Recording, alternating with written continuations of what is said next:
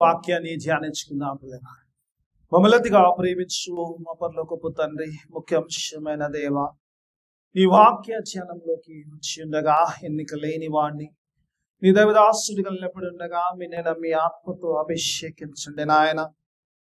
ఈ పరిశుద్ధాత్మని కుమరించండి. కేవలము పరిశుద్ధాత్ముడికి స్వరమిచ్చేవాడిగానే దేవన నిలబెట్టుకుని వాక్యముతో నాతో మాతో మాట్లాడి మమ్మల్ందరినీ దేవా బలపరిచి నాయన స్థిరపరిచి ఈ స్థలం నుంచి పాపించమని యేసయ్యాది పరిశుద్ధ నామమున అడిగి వేడుకొంచున్నాను తండ్రి. ఆమేన్. హల్లెలూయా. దేవుని స్తోత్రం. కొన్ని నిమిషాలు దేవుని వాక్యాన్ని ధ్యానించుకుందాం. ప్లరా యోహాను రాసిన పత్రికలో ఉన్నాం. యోహాను ప్లరా మరి యేసు ప్రభు శిష్యుడైన యోహాను సహోదరుడు శిష్యుడైన యోహాను మరి ఎన్ని పుస్తకాలు రాశాడు? 5 పుస్తకాలు రాశాడు. యోహాను సువార్త, యోహాను పత్రిక 1, 2, 3 అండ్ ప్రకటన గ్రంథం. ఈ 5 మరి న్యూ టెస్టిమెంట్స్ బుక్స్ ను మరి యోహాను రాసినట్టుగా చూస్తాం. దేవుని వాక్యభావంలో చూసినప్పుడు ఈ యోహాను పత్రిక, మొదటి పత్రికను చూస్తే ఒక రకంగా చెప్పంటే it is an epistle of love. నిజంగా దేవుని ప్రేమను గురించి, విశ్వాసి ప్రేమలో ఎలా ఉండాలి, విశ్వాసుల పట్ల ఎలా ప్రేమలో, it's all about the living in love. దేవుని ప్రేమలో ఎలా జీవించాలి, దేవుని కొరకు ఎలా జీవించాలన్న విషయాన్ని దేవుని వాక్యభావంలో చూసినప్పుడు ఈ యొక్క యోహాను పత్రికలో చూసినప్పుడు, యోహాను మొదటి పత్రిక చూసినప్పుడు ఆయన ఇది అన్యులకు కాదు కానీ దేవుని బిడ్డలతో రాస్తున్న మాటలు. దేవుని బిడ్డలు దేవునితో ఎలాంటి సంబంధం కలిగి ఉండాలి, దేవునితో ఎలా జీవించాలి, how a believer should live, దేవుని యొక్క విశ్వాసి దేవునితో ఎలాంటి సంబంధంలో, ఎలాంటి ఫెలోషిప్ లో ఉండాలి, దేవునితో ఉండే సహవాసం గురించి ఎక్కువ ఫోకస్ చేస్తూ మరి మాటలు రాస్తున్నట్టుగా చూస్తాం. మొదటి అధ్యాయము ప్రారంభంలో చూస్తే కనుక, మొదటి అధ్యాయం ఒకవేళ ఇంట్రడక్షన్ కింద చెప్పాలనుకుంటే ఈ రోజంతా చెప్పిన సరిపోదు కాబట్టి 2-3 పాయింట్లు మాత్రం అల్లోంచి జస్ట్ బుల్లెట్ పాయింట్స్ లా చెప్తాను. మొదటి అధ్యాయం చేసినప్పుడు మొదటి 5 వచనాల్లో గమనించినప్పుడు యేసు ప్రభు వారి రాకడకు వచ్చి రాస్తాడు. ఏ మాట అయితే యోహాను సువార్తలో అన్నాడో, ఆయన లోకానికి వెలుగుగా వచ్చాడంటాడు. ఆ మాటలు ఇక్కడ మరలా ఒకసారి రిపీట్ చేస్తుండగా చూస్తాప్పుడు ఈ వాజ్ ది లైట్ అంటాడు. దేవుని వాక్యం ఆలోచించినప్పుడు యేసు ప్రభు వారు ఈ లోకమునకి వెలుగులా వచ్చారంటాడు. ఎలాగైతే వెలుగు అయిన దేవుడు ఆ 14వ వచనంలో మొదటి అధ్యాయం యోహాను సువార్త అన్నప్పుడు శరీరము ధరించాడు అంటు కదా, ఆ వాక్యమే కృపా సత్య సంపూర్ణుడై శరీరం ధరించుకుని మన మధ్యలో సంచరించనంటాడు. యేసు ప్రభు వారు ఆయన వచ్చినది, ఆయనతో ఉన్న సహవాసము అని అంటాడు. We feel him, we touched him అంటాడు, వి హావ్ సీన్ హిమ్ అంటాడు. ఆయన సాక్ష్యం చెప్పినప్పుడు ఏంటంటే ఆయనతో సహవాసం ఎలా ఉందంటే ఆయనతో కలిసి మేము జీవించాము, కలిసి నడిచాము, ఆయన ముట్టుకున్నాము, ఆయనతో కలిసి ఉన్నాము. We felt the word. దేవుని యొక్క వాక్యము, దేవుని యొక్క వెలుగు ఈ భూమి మీదకి వచ్చినప్పుడు ఆ వెలుగులో మేము జీవించాము, ఆ సహవాసమును అంటాడు. 5 వచనాల్లో చూసినప్పుడు అంతగా విశ్వాసులకి పత్రిక రాస్తున్నారు, అందరికీ, ఆ సంఘానికి, వేస్తున్న రంగాలకు, ఈ రోజు దేవుని రక్తంలో ముద్రించబడిన శిలువ రక్తంలో ముద్రించబడిన ఈ సంఘముతో కూడా దేవుడు మాట్లాడుతుందంటే హ్యావింగ్ ఫెలోషిప్ విత్ గాడ్. ఆ మొదటి 5 వచనాల్లో చూసినప్పుడు it's all talks about the fellowship God. దేవునితో సహవాసములకు వచ్చి మాట్లాడతాడు మొదటి అధ్యాయంలో. 6వ వచనం నుంచి చివరి భాగం వరకు చూసినప్పుడు ఒక మాటనే చెప్తాను, అందులోంచి చాలా విషయాలు చెప్పడానికి ఒక మాట చెప్తాను.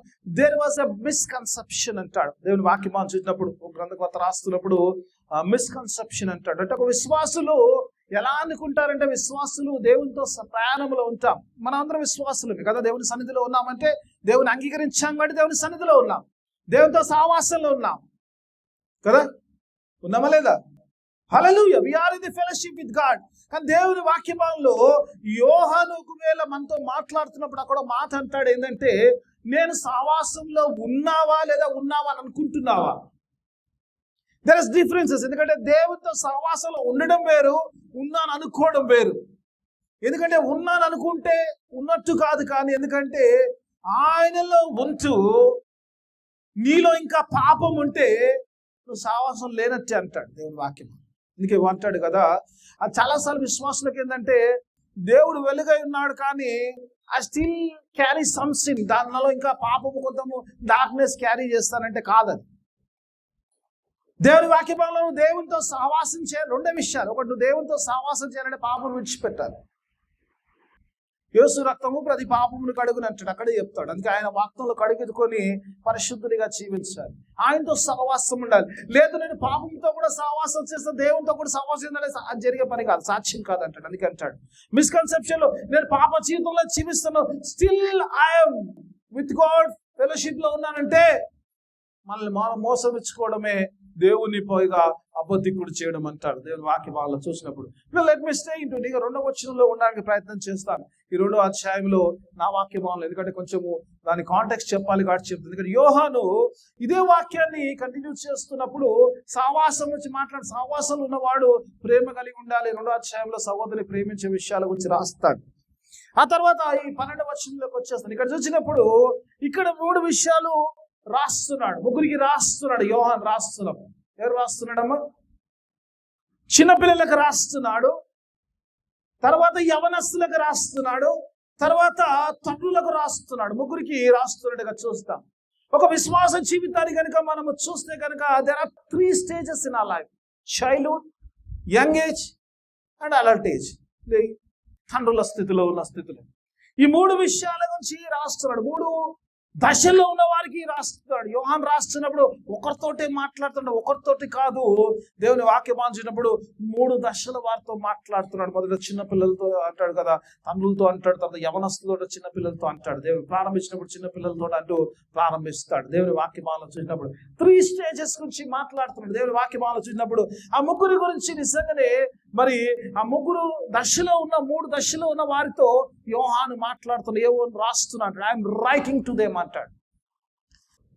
కానీ దేవుని వాక్యభావంలో చూసినప్పుడు ఒకవేళ నిజంగా ఈ మాటలన్నీ కూడా నిజంగా ఈ ముగ్గురితో మాట్లాడుతున్న యోహాను ఏదైతే రాస్తున్నాడో ఇది ఫిజికల్ గా ఉన్న వారితో అంటే ఆత్మీయ సంబంధమైన మాట్లాడతాడు. Spiritual physical, even though this word is spiritual, మాట్లాడుతున్న 3 వ్యక్తులతో 3 తరములతో మాట్లాడుతున్నప్పుడు ఇది ఆత్మ సంబంధమైందా లేకపోతే లోక సంబంధమైందా? ఫిజికల్ గా అంటే ఫిజికల్ గా అంటే చిన్న పిల్లలతో పెద్దలతో మాట్లాడ అలాగ అనుకుంటారా, లేకపోతే జనరల్ గా మరి యోహాను అంటే ఓన్లీ ఆత్మ సంబంధమైన విషయాలు మాట్లాడు. అని దేవుని వాక్యమాలను చూసినప్పుడు ఈ వాక్యంలో నాకు దేవుడు ఇచ్చిన తలంపులు ఏంటంటే దేవుని వాక్యమాలలో it is nothing physical, it's all about the spiritual. And దేవుని వాక్యం మాటల్లో చూడాలంటే పిల్లరా ఈ 3 విషయాల్లో మాట్లాడుతున్నారు. ఎవరితో మాట్లాడుతున్నారు అంటే ఈ ముగ్గురితో మాట్లాడే మాటలు నా ఒక్కరితోనే మాట్లాడుతుండొచ్చు ఆ మాటలు, లేదా మీ ఒక్కరితో మాట్లాడుతుండొచ్చు. ఏంటి ఇక్కడ ముగ్గురు ఉండరు కదా, ఒకరితో ఎలా మాట్లాడుతున్నారు మీరు అడగవచ్చు. అది ఒకరు కావచ్చు, ఇద్దరు కావచ్చు, ఎవరితో అందరితో మాట్లాడుతున్న మాటలు దేవుని ఆత్మ సంబంధం మాట. It's talk about the spiritual గురించి, స్పిరిచువల్ డెవలప్మెంట్ గురించి మాట్లాడుతున్నాడు ఇక్కడ చూసినప్పుడు దేవుని వాక్యం.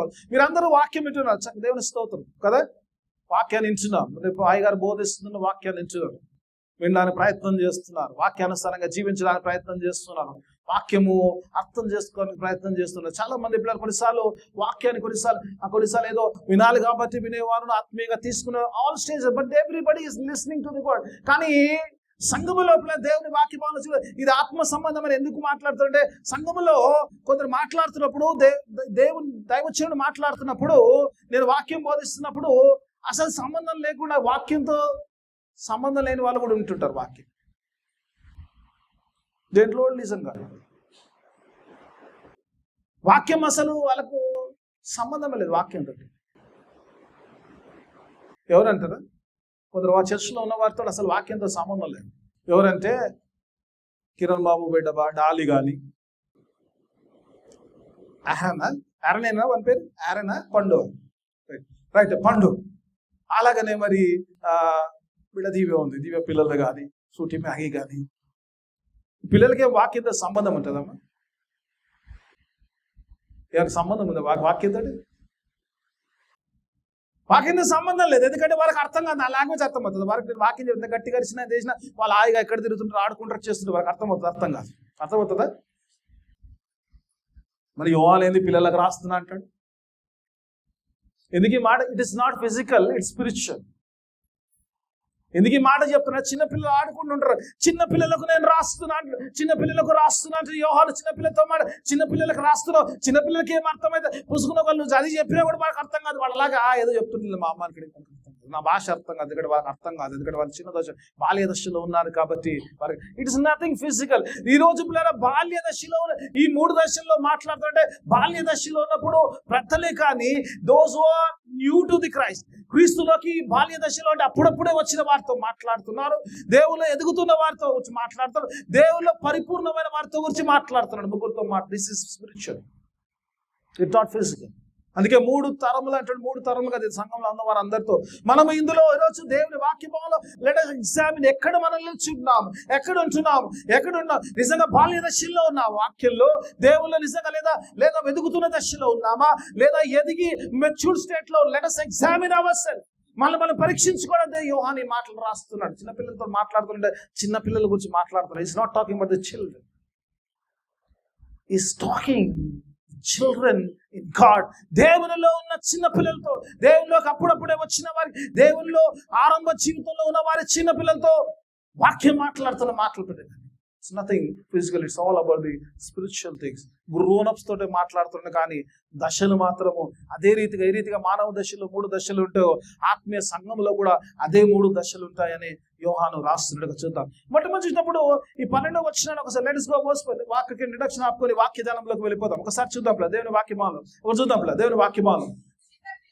చిన్న పిల్లలారా ఆయన నామమును బట్టి మీ పాపములు క్షమించబడ్డాడు. దేవుని వాక్యమాలలో చూసినప్పుడు ఇక్కడ 2 సార్లు చిన్నపిల్లలకు వచ్చి రాస్తాడు. ఈ మాటలో చూసినప్పుడు మొదటిసారి రాస్తున్నప్పుడు చిన్నపిల్లలకు వచ్చి మాట్లాడుతున్నప్పుడు చిన్నపిల్లలారంటే దేవుని పిల్లలు, దేవుని అంగీకరించిన వారు, యేసు రక్తంలో సిలువ రక్తంలో ముద్రించబడ్డ వారి గురించి మాట్లాడు.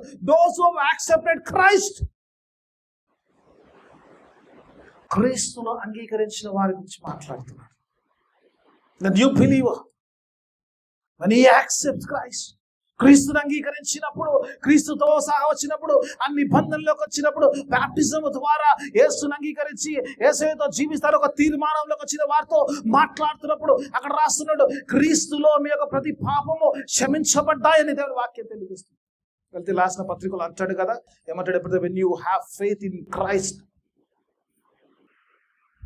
విశ్వాసము మూలంగా మీరు క్రీస్తు సంబంధికులైతే ఆ ప్రకారము దేవుని పిల్లలయ్యారంటారు. గలతీయులకు రాసిన పత్రిక 3వ అధ్యాయం 26వ వచనం, when if you belong to Christ through faith you are the children of God అంటాడు. అందుకే డియర్ చిల్డ్రన్ అంటాడు, చిన్న పిల్లలారా అంటాడు. ఎందుకంటే పిల్లరా మీరు దేవుళ్ళకి ఇప్పుడే వచ్చారు, యేసుని అంగీకరించారు, ఆ విశ్వాసంలోకి వచ్చారు కాబట్టి ఆ విశ్వాసంలో వచ్చిన మీరు అంటారు, మీరు you belong to God, you are the children of God అంటాడు. దేవుని యొక్క పిల్లలు కాబట్టి అందుకే చిన్న పిల్లలారా అంటారు. దేవుణ్ణి అంగీకరించిన వారందరూ కూడా, విశ్వాసంలో వచ్చిన వారందరినీ కూడా అడ్రస్ చేస్తూ రాస్తున్నట్టుగా చూస్తాం. దేవుని వాక్యం చూసి యోహాను రాస్తున్నాడు ఆ మాట, అంటాడు చిన్న పిల్లలారా. ఈ చిన్న పిల్లల గురించి ఎప్పుడైతే when you come into the Christ, దేవుని పిల్లలు ఎలా అవుతావు అని గమనిస్తే కనుక, ఎప్పుడైతే దేవుని శిలువ దగ్గరికి వస్తావో, యేసుని అంగీకరిస్తావో అంటాడు నీ పాపాలు క్షమించబడ్డాయి అంటాడు. ఎలా క్షమించబడ్డాయి నా పాపాలంటే? మళ్ళా చెప్దాం, అక్కడ ఇస్తున్నామా,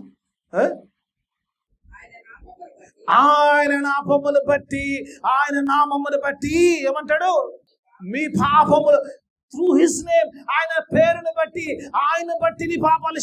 ఈరోజు నేను ఎలా దేవుని బిడ్డనయ్యాను, దేవునికి ఎలా కుమారునయ్యాను, దేవుని సొత్తెలయ్యానంటే త్రూ జీసస్ నేమ్. ఒకసారి 2 కొరింథీయుల గ్రంథం 5వ అధ్యాయం, చాలా ఐ లవ్ దిస్. 2 కొరింథీయుల 5వ అధ్యాయం అంటే నాకు చాలా ఇష్టం. చివరి వచనం 21వ వచనం ఒకసారి చూద్దాం. ఒక చాకరి, ఎందుకంటే ఆయన నామమును బట్టి మన పాపాలు క్షమించబడ్డాయి అంటాడు. దేవుని వాక్యమాలను చూసినప్పుడు ఆయన నామమును బట్టి ఒకసారి చూద్దాం. 21వ వచనం ఒకసారి. ఎందుకనగా మనము ఆయన యందు, ఎవరి యందు? ఆయన అంటే క్రీస్తునందు, మనం క్రీస్తునందు దేవుని నీతినగునట్లు పాపమేరే గాని ఆయనను పాపముగా చేశాను. ఆ శిలువ కార్యము చెప్పినప్పుడు అంటాడు కదా, ఆయనలో మనము దేవుని, క్రీస్తులో మనము దేవుని నీతి. ఈరోజు మన నీతి కాదు, it is not our righteousness, it's the righteousness of the Christ. Abraham దేవుని విశ్వసించినది ఆయనకు నీతిగా. By faith, when you have faith in Christ, when you come to the cross, ఆ సిలువ దగ్గరికి నువ్వు వచ్చినప్పుడు అంటాడు కదా, ఆయన యందు మనము దేవుని నీతి అగునట్లు. పాపం ఎరగని ఆయన పాపంగా చేశాడు. ఎందుకు నా పాపాలు, ఎందుకు నేను దేవుని కొడుకునయ్యాను, ఎలా దేవుని కుమారుని, దేవునికి పిల్లలు ఎలా అయ్యాము, దేవుడు ఎలా నిజంగా దేవుని పిల్లలు అవ్వాము, ఎలా పాపము క్షమించదు, దేవుడు పరిశుద్ధుడు, మనము పాపులము కాబట్టి ఎలా అయ్యామంటే ఆయన నామమును బట్టి. ఎందుకంటే ఆయన పాపిగా మలచబడితే కానీ ఆ సిలువలో నీవు నేను పరిశుద్ధుడుగా కాలేదు కాబట్టి ఆ మాటలు అక్కడ రాస్తున్నట్టుగా చూస్తాం. లేటెస్ట్ పిల్లరా, ఈ 3 దశల్లో ఉన్నప్పుడు 3 దశల్లో వారికి రాస్తున్న మాటలు ఒకసారి చూద్దాం. చిన్నపిల్లలు చాలాసార్లు ఇప్పుడు చూసినప్పుడు ఇక్కడ వాక్య భాగంలో 13వ వచనం చూసినప్పుడు ఆయన మొదలు చూసినప్పుడు యోహాను మొదలు పెట్టాడమ్మా, తండ్రులు అన్నాడు, తర్వాత యవనస్తులు అన్నాడు, తర్వాత పిల్లలు అన్నాడు. ఎలా ఉంటుంది దశ, ఎలా ఉంటుందమ్మా? ఫస్ట్ పిల్లలు, యవనస్తులు, తండ్రులు కదా. మరి యోహాను ఏంది రివర్స్లో వస్తున్నాడు? ఎందుకు ఉండొచ్చమ్మా? Can anybody guesses? ఇంట్లో మంచిగా ఏదైనా ఉండారు ఎవరు పెడతారు ఫస్ట్? ముందు మేము నేను చూస్తాం రైట్. అట్లా తల్లులు అట్లా చేయలే అమ్మా రైట్. ఓకే, ఏం చేస్తారు ఫస్ట్? ముందు పిల్లలకు పెట్టాడు. ఎవరు ఇంట్లో ఉన్నా కూడా ముందుగా లెట్ చిల్డ్రన్ బి ఫాస్ట్. పెద్దోనికి వచ్చిన వాడిని పెట్టి తర్వాత మనం తినాలి అంటే ఇక్కడ ఫస్ట్ పిల్లలు, తర్వాత యవనస్తులు, తర్వాత వృద్ధులు. కానీ యోహాను అనేది రివర్స్ లో వస్తున్నాడు ఇక్కడ. ఫస్ట్ తండ్రులు అంటున్నాడు, తర్వాత యవనస్తులు అంటే ఉల్టా వస్తుంది. ఉల్టా అంటే సబ్జెక్ట్ అర్థమైందమ్మా? Anybody guess? ఎందుకు రివర్స్ లో వస్తుంది? రివర్స్ ఆర్డర్ లో ఎందుకు వస్తున్నాడు? Any guesses? మా స్కూల్లో పిల్లలు కూడా ఎంత సైలెంట్ ఉంటారు అమ్మా. సంఘం ఏదో ఒకటి చెప్పండి అమ్మా, తప్పో రైటో ఏదో ఒకటి చెప్పండి. చెప్తే కదా సంతోషం. అవునో కాదో, ఎస్ఓ నో, ఏదో మీకు దోషిని చెప్పండి. ఎందుకు? Why is coming reversely? తండ్రి, యవనస్తులు, పిల్లలు కంప్లీట్ గా రివర్స్ ఆర్డర్ లో వస్తున్నాడు. ఎవరు చెప్పారా? నేనే చెప్పాలా? నేను ఎండింగ్ లో చెప్తాను. ఆ బిడ్డ మీకు ముందే చెప్పేస్తే బాగుంటుందా? వాక్యమంది తినాలి రైట్, అది చెప్పాలంటే రైట్. ఓకే, దేవుని స్తోత్రం. నేనైతే మాత్రము నేను యోహాన్లా పోకుండా నేను నాకు తెలిసిన ఆర్డర్లో వెళ్తాను. లెట్స్ గో, పిల్లల నుంచి వెళ్దాం. లెట్స్ గో, పిల్లల నుంచి వెళ్దాం. ఒకసారి చూద్దాం పిల్లలు ఏం చేస్తారు. పిల్లలు ఆత్మీయ దశలో పిల్లలు చూద్దాం ఒకసారి. లెట్స్ సీ పిల్లలు ఒకసారి. నా టైం రన్ అవుట్ అయితే చెప్పండి. దేవుడు ఇచ్చిన తలంపులకు టైం ఎక్కడ వెళ్ళిపోతుంది కాబట్టి ఇలా సిగ్నల్స్ ఇవ్వండి రైట్. ఓకే, చెప్పండి. పిల్లల గురించి కిందికే చదువుకుందాం. పిల్లల గురించి ఎక్కడ పిల్లలు ఎక్కడ స్టార్ట్ అవుతుంది చూడండి.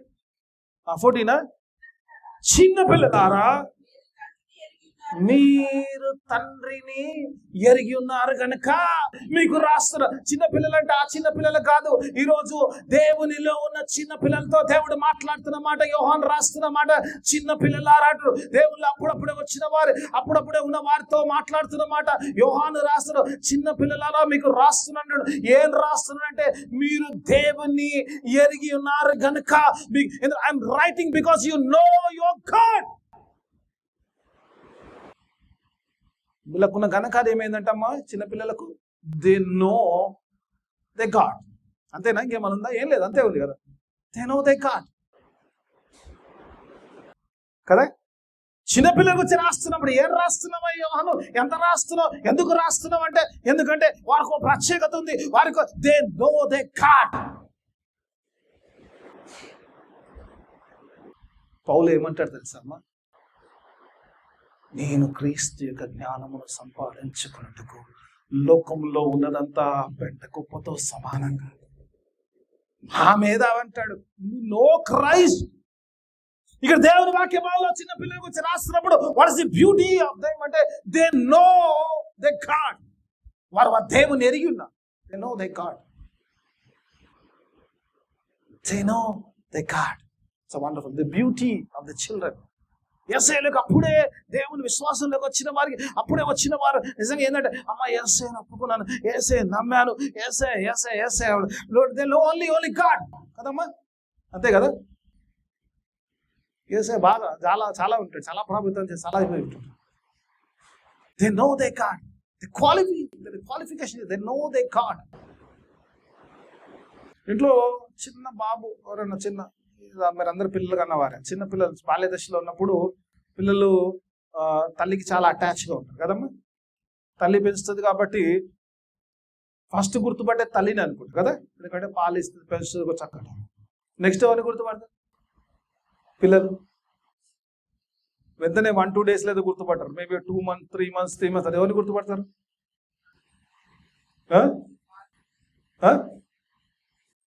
చెప్పమ్మా, ఎందుకు తండ్రిని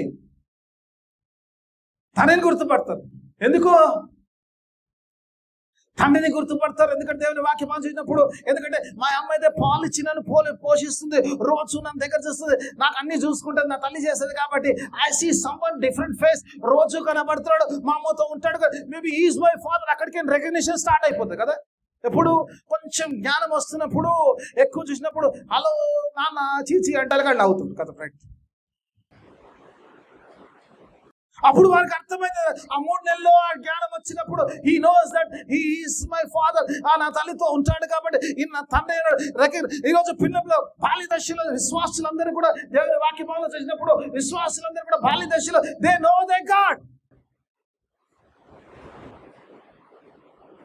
చిన్నపిల్లలు ఏ రీతిగా అయితే తండ్రిని గుర్తుపడతారు, అలాగితేనే ఈ బాల్య దశలో ఉన్న విశ్వాసులు దేవుని అరిగి ఉన్నాయి. Yes is my God, I know him. Yohan ఇంకేం రాస్తాడంటే నథింగ్ దేర్. ఇంకేం చెప్పడానికి ఏమైనా ఉందా? ఇక్కడికి వెళ్ళి బాగుంటుంది అసలు కాదు. సపోజ్ వాడు బాల్య దశలో 3 నెలలు ఉన్నప్పుడు ఎలా 15 సంవత్సరాల తర్వాత 15 years వచ్చాడు, యవన దశలోకి వచ్చాడు. ఏంటో నాన్నకి తెలుసంటే, మా నాన్న నేను గుర్తుపడతా అన్నాం అనుకో, ఇంకేమైనా మెంటలా?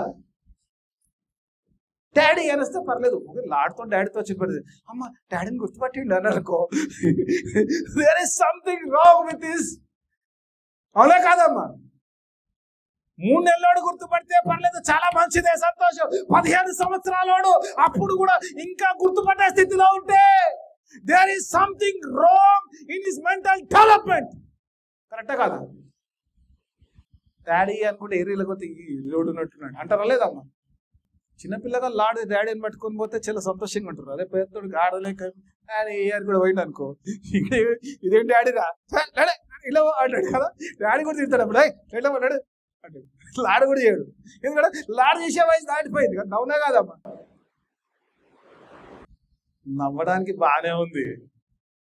ఎందుకు రాస్తున్నాడు యోహాన్ అంటే, ఇంకా చాలా మంది 5 ఏళ్ళ 10 ఏళ్ళ దేవుళ్ళు 50 ఏళ్ళ ఇంకా బాల్య దశలో ఇంకా డాడీ డాడీ డాడీ అనే స్థితిలో ఉన్నారు. You will know only God, nothing about God. దేవుల్లో ఎలా ఉండాలి, దేవునితో సహవాసం ఎలా, దేవునితో ఎలా జీవించాలి, you don't know nothing. You only know that God, I know God, అంతే. ఊరికే టైం పాస్ రాస్తుంది చిన్నపిల్లలని. ఆ చిన్నపిల్లలకి ఏం అర్థమవుతుంది? ఈరోజు సంఘంలో ఉన్న ఎదుగుతున్న వారు ఇంకా కూడా మెంటల్ గా మెచ్యూర్డ్ గా, ఇంకా ఆత్మీయ ఎదగనలో, ఇంకా బాల్య దశలో, ఇంకా చిన్నపిల్ల ఆ 3 నెలల స్థితిలోనే ఉంటూ, ఇంకా 15 ఏళ్ళు వచ్చినా, 20 ఏళ్ళు వచ్చినా, 50 ఏళ్ళు వచ్చినా, ఇంకా బాల్య దశలో ఉన్న ఆ విశ్వాసంతో మాట్లాడుతున్నాడు. when you will grow up, ఎప్పుడు ఎదుగుతారు? మీకు రాస్తారు, yes you have a good quality, you know your father, but I'm sorry I don't have anything to say about you. కొందరు విశ్వాస దశలో ఉంటారమ్మా, ఆయాసం అని మాట్లాడతారు, అసలు ఏ సాక్ష్యం ఉండదు లైఫ్లో. ఏం లేకపోయినా జ్వరం వచ్చింది, దేవుడు బాగుపరిచాడు కదా. You have some witness for God. దేవుడు నన్ను పోషిస్తున్నాడు, దేవునికి స్తోత్రం. అందుకే నేను చెప్తాను, 31st రోజు పెట్టి అమ్మ రండి అప్పుడు కూడా రావాలా వద్దా ఇన్కమ్ ఉంది అవుతుంది. దేవుడు నన్ను సంవత్సరం అంతా కాపాడు, దేవుని స్తోత్రం అని చెప్పడానికి కూడా కష్టం. ఎంతసేపు దేవుడు తెలుసు, ఐ నో మై గాడ్. ఎందుకు? ఆ నోయింగ్ స్టేజ్లో ఉంటాం, ఆడికని ఆ విట్నెస్ స్టేజ్లోకి, దేవునితో సహవాస స్థితిలోకి ఇంకా ఎదుగం, అక్కడే ఉంటాం. ఇంకా 2 మాటలు చూపిస్తాను, 2 రెఫరెన్స్ చూపిస్తుంది. ఒకసారి ఫిబ్రవరికి రాసిన పత్రిక 5వ అధ్యాయం 12వ వచనం చూద్దాం ఒకసారి. లెట్ us see, ఒకసారి చూద్దాం. కాలమును బట్టి చూడ గ్రంథకర్త రాదు, కాలమును బట్టి చూస్తే మీరు ఇప్పుడు చూడమ్మా ఏమంటున్నామ్మా, ఇప్పుడు కాలం చూస్తే, మీరు దేవుల్లో ఎదిగిన చూస్తే, ఇన్ని సంవత్సరాలు దేవుని సన్నిధిలో ఉన్నప్పుడు, దేవునితో సహవాసం ఉన్న మీరు ఈ కాలంని బట్టి, ఇంతకాలం ప్రభుత్వం ఈ కాలం బట్టి చూస్తే మీరేమవ్వాలంట? You should be the preachers అంటాడు. అంటేనేమో ఎలా ఉండాలంట? 16-17 సంవత్సరాలు పరిచయం చేస్తే నలుగురు అంటే నలుగురు వెళ్ళిన స్పీకర్లు. ఇంకెప్పుడు వెళ్తారో తక్కిన తెలియదు. కాలం బట్టి మీకు బైబిల్ తెలీదా? మాకంటే ఎక్కువ తెలుసు అంటాను. I don't feel. నేను ఇక్కడ మైక్ ఇవ్వడానికి వాక్యం చెప్తానంటే ఐఎమ్ ఫ్రీ. అందరు పాస్టర్లా నాకు మైక్ కావాలి. నా పిల్లలు ఆడ వాక్యం చెప్తే నాకంటే ఆనందిస్తాడు ఇంకోడు. కాలమును బట్టి అంటాడు. ఈ కాలం అంటే ఎంత కాలం మీరు జీవించారో ఈ కాలములో చూస్తున్నప్పుడు ఎలా ఎదగాలంటే మీరు బోధకులై ఉండాలి. ఆ తర్వాత ఏమంటారమ్మా? దేవోక్తులలో ఇంకా ఎలిమెంటరీ ఏబిసిడీలు మూల పాఠములు ఇంకా ఏబిసిడీలు నేర్చుకుంటారట. ఎట్లుంటదమ్మా? ఒక 20 ఏళ్ళోడు 25 ఏళ్ళోడు పోయి చెడ్డ వేసుకొని స్కూల్ పోయి ఏబిసిడీలు నేర్చుకుంటే ఒక్కసారి టీచర్లు ఉన్నారు రైట్, ఒక్కసారి సీన్ వేసుకోండి ఎట్లుంటది? దేవోక్తులలో దేవుని యొక్క వాక్యంలో you are learning ABCD. Sorry to say. చదువుమా ఇంకా. మీకు మరలా మరలా మరలా బోధింపవలసి వచ్చెను.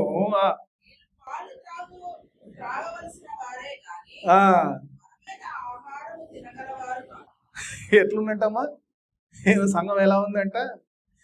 ఇంకా పీక పెట్టుకొని అలాగే స్థితిలోనే ఉన్నారంట. వీళ్ళకి ఏం తెలుసు? Only they will know God. Talent ఏంటంటే ఇందులో ఏముందంటే నాకు దేవుడు తెలుసు అంతే, అంతకంటే ఇంకేం లేదు. రైట్, ఓకే వదిలేస్తాను. నాకేనది ఎక్కువ అంటే బాగుండదు. ఒక వచనం చదువుకొని వెళ్ళిపోదామా? కొరింథీయులకు రాసిన పత్రిక, మొదటి కొరింథీయులకు రాసిన 3వ అధ్యాయం 2 వర్షాలు చదువుకొని వెళ్ళిపోదాం. అందులో కూడా వివరంలోకి వెళ్ళాలి, ఎందుకంటే ఆల్రెడీ నా టైం అయిపోయింది. నేను ఫస్ట్ పాయింట్లోనే 20 నిమిషాలు అయిపోయింది. ఒకసారి మొదటి కొరింథీయులకు రాసిన పత్రిక 3వ అధ్యాయం మొదటి 2 వచనాలు చదువు ఒకసారి చూద్దాం. సహోదరులారా, ఆత్మ సంబంధమైన మనుషులతో మాట్లాడినట్టు మీతో, పౌలు అంటున్నాడు కొరింథీ సంఘానికి, సహోదరులారా ఆత్మ సంబంధమైన వారితో మాట్లాడినట్టు, ఆత్మలో ఉన్న వారితో అంటే ఎదిగిన వారితో ఉన్న వారితో మాట్లాడినట్టు నేను మీతో మాట్లాడలేకపోతున్నాను. శరీర సంబంధమైన మనుషులే అనియో ఏమంటున్నామా? ఎవరినందంట? క్రీస్తునందు you are infant in Christ అంటాడు. చాలా మంది అందులోకి వెళ్ళిపోతారు. ఇంకా చాలా మంది అమ్మ ఒకవేళ ఈ దశలో ఉన్నాము, ఒకసారి దేవుడు ఈ వాక్యం ఎందుకు ఇచ్చాడంటే am I in the infant stage? Let us examine ourselves. నేను ఎవరిని అంటలేను, మిమ్మల్ని మీరు ఎగ్జామ్ చేసుకోండి. ఒకవేళ ఉంటే వెళ్ళండి. రెండో దశలోకి పోదాం. యవన వారికి వెళ్ళిపోదాం, యవన దశలోకి వెళ్ళిపోదాం. లెట్ us go into యంగ్లోకి వెళ్ళిపోదాం. ఒకసారి లెట్ us go. చివరి వచ్చిన 14 వచ్చిన చూడరా కింద చూసినప్పుడు, ఇక్కడ చూసినప్పుడు కింద 14 వచనంలో ఖాళీ ఇద్దరి గురించి రాస్తాడు. ఒకసారి ఏమో ముగ్గురు గురించి రాస్తాడు, రెండోసారి ఇద్దరు గురించి రాస్తాడు. యవనుల గురించి రాస్తాడు 14 వచనంలో, తనుల గురించి రాస్తాడు. పిల్లల గురించి రాయడు, ఎందుకంటే ఇంకేం లేదు రాయడానికి. అర్థమైందమ్మా? పిల్లల గురించి ఇంకా రాయడానికి ఏం లేదు. ఈ యవనుల గురించి చూద్దాం, ఎందుకంటే ఈ రెండు చాలా ఫోకస్, చాలా ఇంపార్టెంట్, సంఘంలో చాలా ఇంపార్టెంట్ అనేది కాబట్టి ఈ రెండింటి గురించి రాస్తాడు. యవనుల గురించి చదువుకుందాం. రైట్, యవనస్తులారా మీరు బలవంతులు,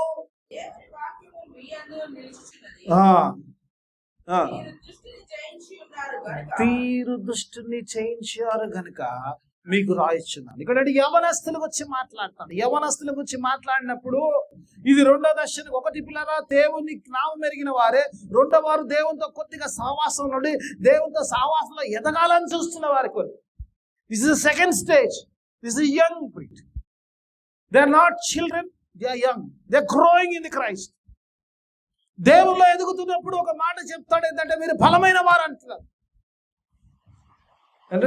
అంటే మీరు బలవంతులు అంటాడు.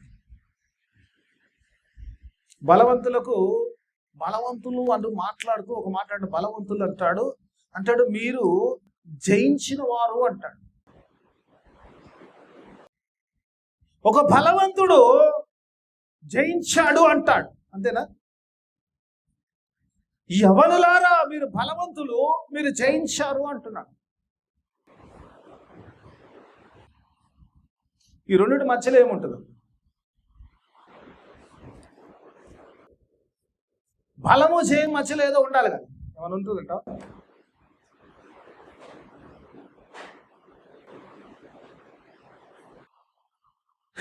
సైలెంట్గా ఉన్నారు మళ్ళీ. బలము జయం మధ్యలో పోరాటం ఉంటుంది కదమ్మా. ఏదైనా జయించాలంటే you have to fight for that. Without fighting you cannot win anything. You cannot overcome అంటాడు. యూ ఓవర్కమ్ దిస్ సాటన్ అంటాడు. దేవుని వాక్యమాల చూసినప్పుడు, అక్కడ చూసినప్పుడు ఈవిల్ వన్ అంటాడు. ఇంగ్లీష్ లో చూసినప్పుడు you have overcome the evil one అంటాడు.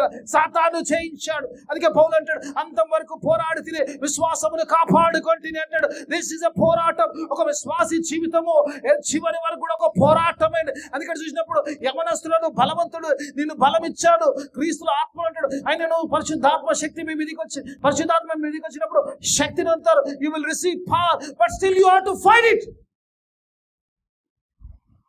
దేవుడు శక్తి ఇచ్చాడు, నేను కొట్లాడినంటే మాత్రం కుదరదు. You have to fight it. To overcome, you have to fight the battle. నేను కొట్లాడను, ఎందుకంటే దిస్ ఇస్ ది పీరియడ్. ఈ సమయం ఏదైతుందో యవన దశలో శక్తి నుంచి నువ్వు ఒక విజయంలోకి వచ్చేపోదు. ఈ మధ్యలో సాతాను నిన్ను అనేక సార్లు పడేయడానికి ప్రయత్నం చేస్తున్నాడు. అనేక సార్లు నువ్వు దేవుల్లో పడిపోవాలి, చెడిపోవాలని చేస్తాడు. అనేక శోధనలు ఇస్తుంటాడు, అనేక ఇబ్బందులు పెడతాడు. You have to fight it. కొట్లాడకుండా ఓవర్కమ్ కాలేవు. చాలా మంది ఏమంటే విశ్వాసం లేదంటే ఏంటంటే సాతానుతో అగ్రిమెంట్ వస్తారు. నువ్వు నా జోలికి రాకు, నేను నీ జోలికి. ఏ నై చల్తా.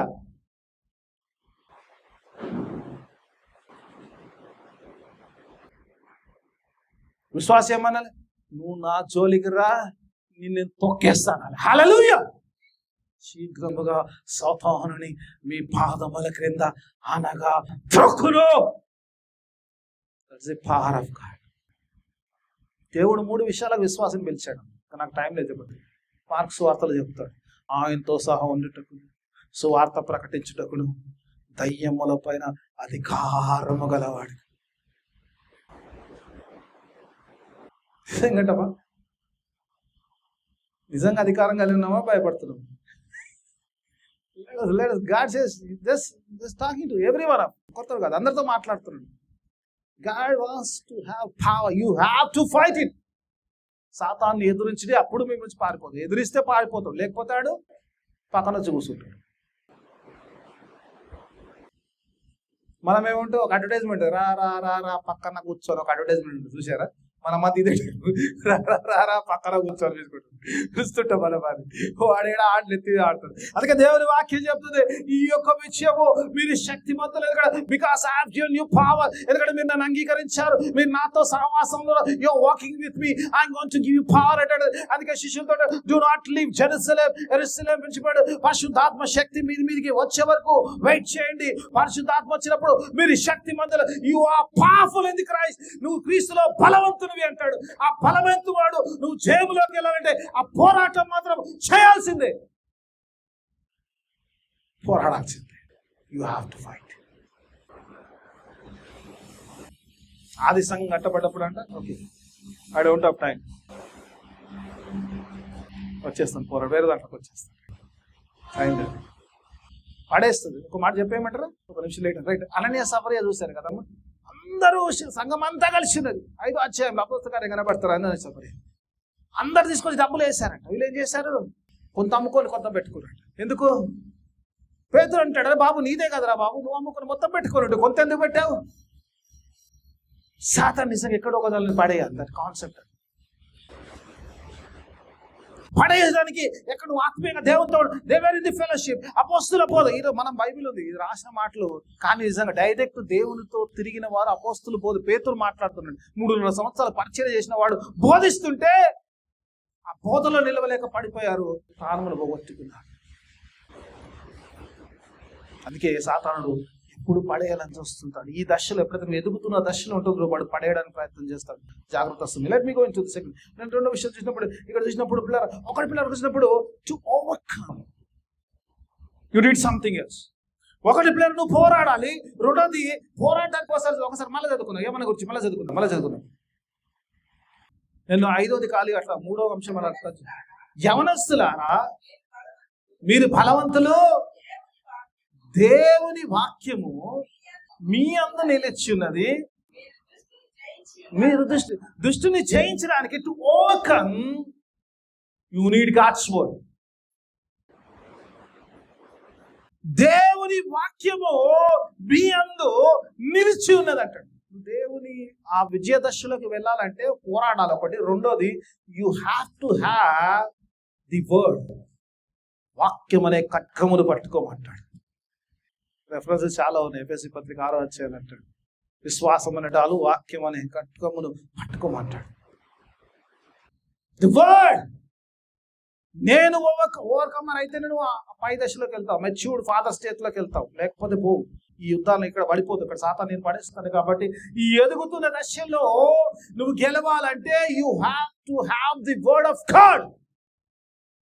దేవుని వాక్యం కావాలి. దేవుని వాక్యం లేకుండా కాదు. దేవుని వాక్యము ఏమంటాడు? ఎందుకు గెలుస్తుంది? ఎందుకు ఓవర్కమర్స్ అయినంటమ్మా? వాళ్ళు నీ అందు నిలిచింది కాబట్టి రాస్తుంది అంటాడు. ఎందుకంటే ఈ వాక్యంతో గెలిచారు మీరు.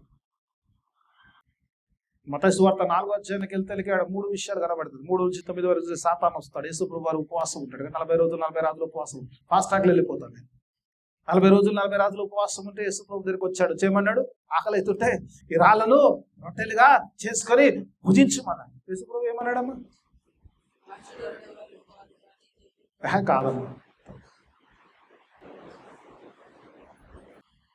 దానికి ముందేమంటాడు? ఇట్ ఈస్ రిటర్న్ అంటాడు.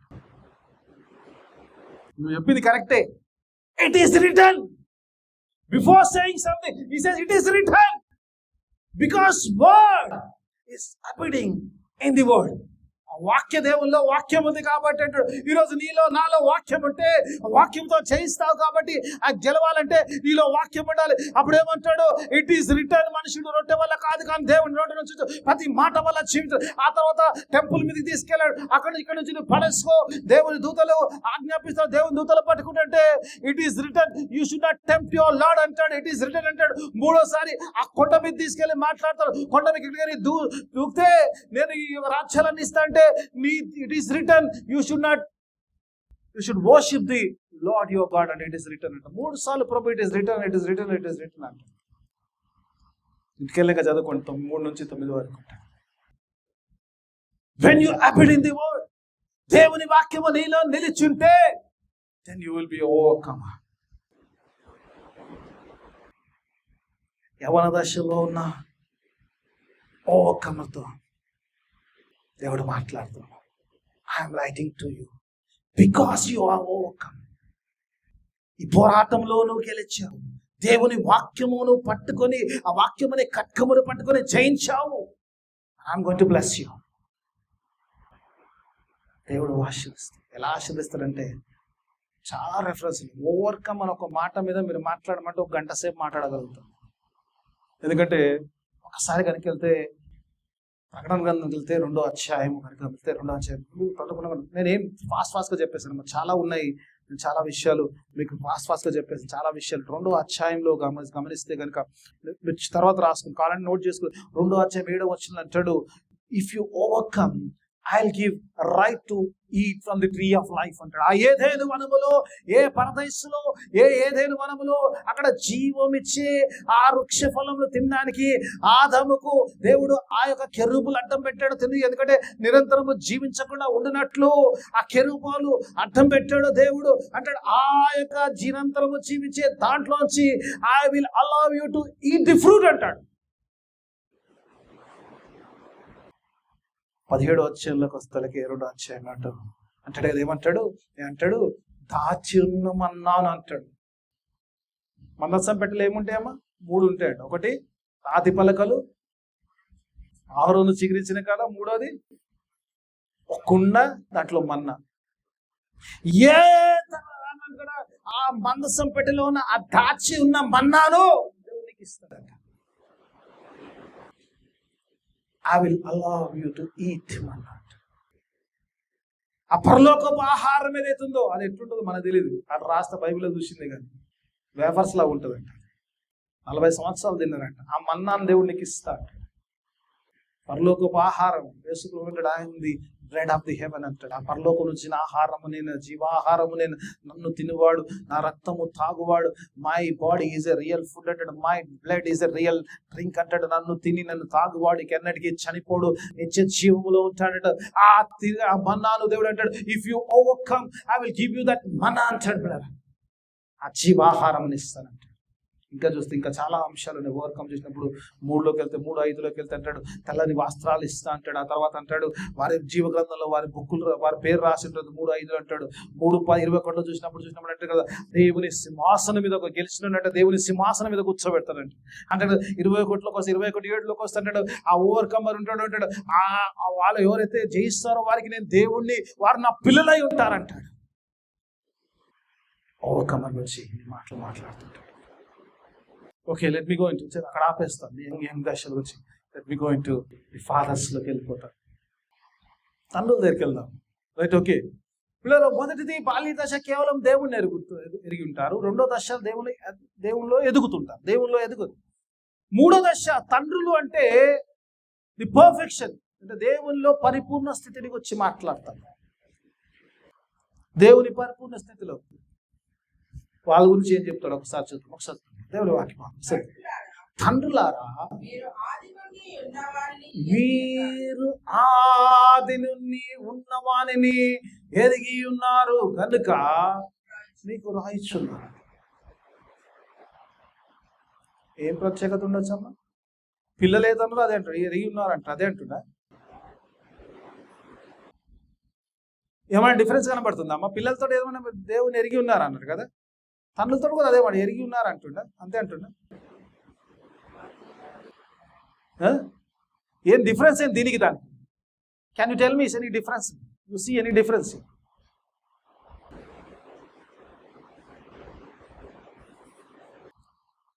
ఇంత టైం తీసుకుంటే ఎట్లా? ఆది నుండి అంటాడు. ఏ బాల్య దశలో నుంచి నువ్వు ఈ కంప్లీట్ దశలోకి వచ్చే వరకు కూడా you know him entire period, you have the fellowship entire period. ఎక్కడ ఆదిగా ప్రారంభమైంది, ఎప్పుడు నువ్వు క్రీస్తుని సిలువలో అంగీకరించినప్పటి నుంచి ప్రారంభమైన ఆ దేవునితో ఆ విశ్వాస యాత్ర, ఎక్కడ దాకా నువ్వు మెచ్యూర్డ్ స్టేట్కి వచ్చే వరకు కూడా ఆయనతో you are still holding the fellowship with God. ఈ పరిపూర్ణ స్థితిని గురించి మాట్లాడతాడు ఇక్కడ దేవుని వాక్యభావం. ఎందుకంటే దేవుని వాక్యభావంలో, ఎందుకంటే దేవుడు మనకి ఎలాంటి ఆత్మనిచ్చాడంటే మాట్లాడతాడు కదా, ఈ ఆత్మ ద్వారా ఏమంటే పరలోకంలో తండ్రిని, పరలోకంలో దేవుని మనం తండ్రి అని పిలిచి ఇచ్చాడంట. అవునా కదమ్మా? ఆత్మ ద్వారా మనం ఏమంటాడు, పరలోకంలో మా తండ్రి అని పిలుస్తాం కదా, కదా అడిగేదాన్ని కూడా తండ్రిని అడుగుతాం కదా. And God says, now you are become like me, your father. ఈ దశలో ఏం జరిగిందంటే పరిపూర్ణ స్థితిలోకి వచ్చినప్పుడు ఏమంటే now you have become a father, now you have become a father. తండ్రి అయ్యావు. తండ్రులారా అంటున్నాడు. బాల్య దశ వెళ్ళిపోయింది, యవన దశ వెళ్ళిపోయింది, ఇప్పుడు ఏ దశలోకి వచ్చావు? తండ్రి దశలోకి వచ్చావు, తండ్రి స్థితిలోకి వచ్చావు. ఏ తండ్రిని అయితే నువ్వు తండ్రి అనిపిస్తున్నావు, గాడ్ మేకింగ్ యూ అంటే దేవుని వాక్యం. తండ్రి స్థితిలోకి వచ్చినప్పుడు అక్కడ మోషే భయపడుతున్న ఫరో దగ్గరికి వెళ్తున్నప్పుడు మోషేతో దేవుడు అన్నమాట, I made you God to Pharaoh అంటాడు. ఆ ఫరోకు నిన్ను దేవుని చేశానంటాడు. దేవుని వాక్యం చూసినప్పుడు ఐ మేడ్ యూ గాడ్ అంటాడు. నువ్వు బతకమంటే బతాడు, నువ్వు చావమంటే చేస్తాడు అంటాడు. దేవుని వాక్యంలో యోహాను సువార్తలోకి వస్తాడు, ఎవని పాపములు మీరు ఉండనిత్తురో ఆ పాపములు ఉండును, ఎవని పాపములు మీరు క్షమిస్తురో ఆ పాపములు క్షమించబడును. హల్లెలూయా! విశ్వాసికి ఎంత పవర్ ఇచ్చాడు కదా మా దేవుడు. వాడి పాపాలన్నా మనం క్షమించాలంటే క్షమించవచ్చు, మనం ఉంచాలంటే ఉంచవచ్చు అన్న. మనం ఏం చేస్తున్నాం ఎంతసేపు, దేవా నాయనా అది లేదు నాయనా, ఇది లేదు నాయనా. దేవుడు అంటే అరే బాబు అంటే భూమిని తలక్రిందులు చేసిన దేవుడు మనం చేస్తే మనం ఇంకా అడుక్కునే స్థితుల్లో ఉంటాం. నచ్చిన నచ్చకుండా సత్యం ఇది. I made you fathers, you fathers. And ఒక విషయాన్ని గమనించాలి ఇక్కడ. Okay, I'll take 2 minutes. Father పిల్లరా, నిజంగా ఫాదర్స్ అంటే పిల్లలు దేవుని వాక్యం ఆలోచించినప్పుడు, ఇప్పుడు నేను దేవునితో ఇంతకాలము జీవిస్తాను కాబట్టి ఐఎమ్ ఫాదర్ అంటే ఇట్స్ నాట్ ఓకే.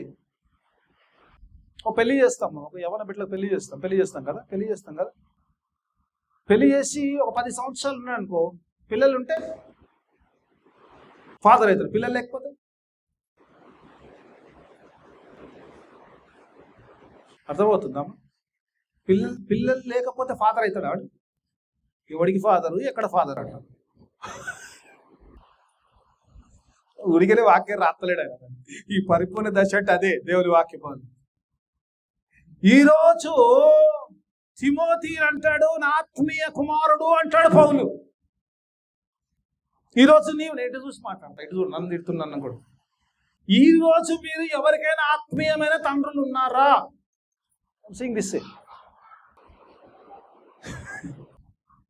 ఎవరన్నా దేవుళ్ళకి నడిపించారా ఆత్మీయ తండ్రులైతే? Then your father's.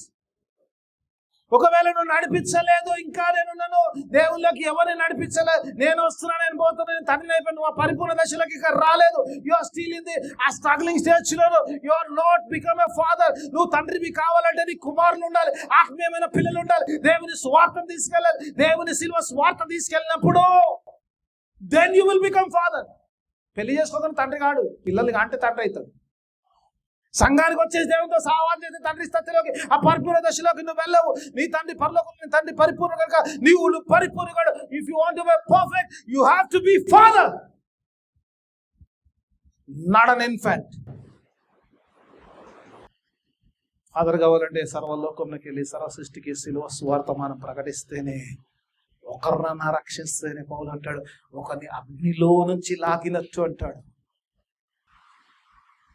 పౌలు ఎంత రోషంగా పరిచయం చేశాడు తెలుసా? అంటాడు నా సొంత వారి కొరకు నేను నాశనం అయిపోయి వారు మంచిగా అయిపోతే వారు బాగుపడుతారంటాడు. పిలిపిలోకి వస్తే అంటాడు కక్ష చేతనే కానీ కషి చేతనే కానీ దేని శిలువ సువార్తమాన ప్రకటన. That's the way, this is the way to become a fathers. ఒక మాట చెప్పి నేను ముగిచ్చేస్తాను, ఎందుకంటే ఆర్డర్ చెప్తాను కదా, చెప్పకపోతే బాగుండదు కదా. ఇవన్నిటికీ ఎందుకంటే, ఎందుకు నాలా కిందికి పైకి ఎందుకు పోతలేడు అంటే, పిల్లలు యవాన్ ఎందుకు పోతలేడంటే, బిబ్లికల్గా God wants everyone to be fathers, not an infants. Hallelujah. ఎందుకు రాశాడంటే తండ్రుల నుంచి అంటే, బాబు నాకు తండ్రుల కోసం చూస్తున్నా, బాబు పిల్లల కోసం నేను చూస్తున్నా. I'm not looking for the infants, I'm not looking for the strugglers, I'm looking for the fathers. అంటే that's why I'm writing to fathers అంటాడు. మొదటి తండ్రుల గురించి అడ్రస్ చేస్తున్నాడు. ఒకవేళ మీరు కనుక ఇంకా struggling stage, you become fathers for something so that I can rejoice in you. Only one reason. అందుకే బైబిల్ ఆర్డర్ ఎప్పుడు కూడా మానవ ఆర్డర్కి వ్యతిరేకంగా ఉంటుంది. మనం పోయే ఆర్డర్ ఉండదు. బైబిల్ ఆర్డర్ అంటే God gives priority to the father because they are perfect and matured and spiritual. అలా ఆత్మీయ మెచ్యూరిటీలోకి వచ్చి, పరిపూర్ణతలోకి వచ్చి, దేవునితో సహవాసం చేసి, దేవుని కొరకు అనేక ఆత్మలు సంపాదించే తండ్రిలో ఉండడానికి దేవుడు తన ఆత్మ సహాయం ప్రార్థన చేసుకున్నాం. మమ్మల్నిగా ప్రేమించు మమ్మల్ని ఒక తండ్రి నీకు వేలాది స్తోత్రం. చక్కని మాటలు మాతో మాట్లాడిన దేవానికి స్తోత్రం. అవును నాయన, నువ్వు ఏ దశనైతే మా నుంచి కోరుకుంటున్నావో ఆ దశలోకి మేము చేరి నాయన నీ యొక్క శిలువ సువార్తమానం ప్రకటి అనేకులకు ఆత్మీయ తండ్రులు కావడానికి అంటే ఆత్మ సహాయం నిమిత్తమైన వాక్యం అందరి జీవితంలో ఫలబద్ధ వాక్యానుసరమైన జీవితం దయచేయమని యేసయ్య అతి పరిశుద్ధ నామమున అడిగి వేడుకుంటున్నాను తండ్రి.